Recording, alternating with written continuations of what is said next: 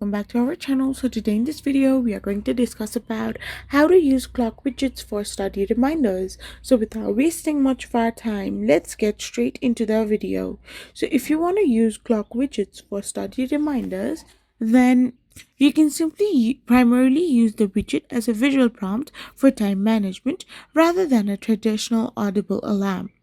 The goal is to make the time a tangible presence on your screen to help you stay on track. So, especially since many people struggle with abstract perception of time, you can simply use the visualization to do so.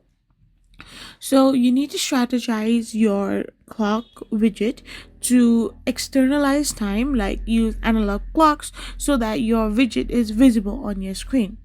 After this, you can also implement the Pomodoro technique. Place a separate visual timer widget on your screen that counts down your study intervals.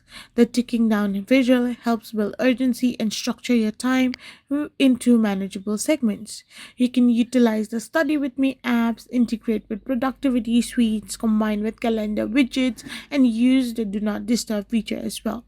So this is how you can simply do it. I hope you found this video helpful. So don't forget to hit that subscribe button and do give us a thumbs up. We will be back again with more informative videos. Thank you for watching.